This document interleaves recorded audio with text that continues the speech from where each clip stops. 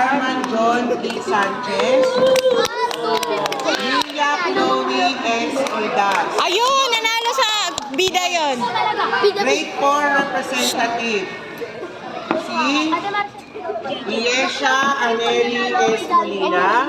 At saka si Irish Kate P. Gonzalez. Yes. Next, grade 5 representative, Kane Liam A. Frias, at saka si Joshua R. Villanueva. Next, grade 6 representative, Sanea G. Politit, and Janseb P. Joaquin. Sinabi mo, Sir Alexander.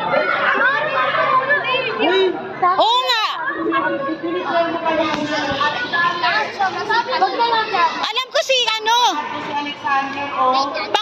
Kaya nga alam ko si Joaquin eh. Anong declare, sorry. Ano ba yan? Yay, Joaquin! Sa buti na lang, sir. Pinaulit ko. Okay, ito. Bakit ganun? Explain ko. Okay. Si Alexander po ay nakakuha ng 195 votes. Oh. Si Joaquin ay nakakuha ng 201 votes.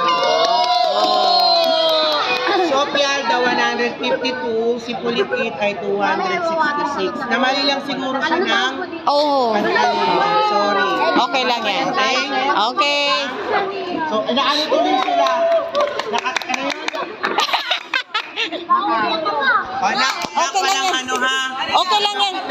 Okay lang yan, Ken. Okay lang yan, Ken. Okay lang yan.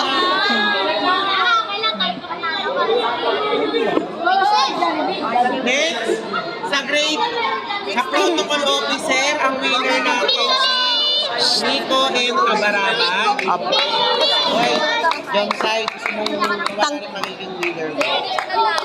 Next, sa PIO ang winner si Alexa Audrey Patosa. Yes. Business manager si Jekyll Banate. Auditor si Queen Rachel Canila. Treasurer King John Sai Sanchez. Secretary Arcel J. Cabonero. Vice President Matea Casi Castillo. And President si Kate KD Kendra G. Maronga. Okay. So, ano na? So, na ano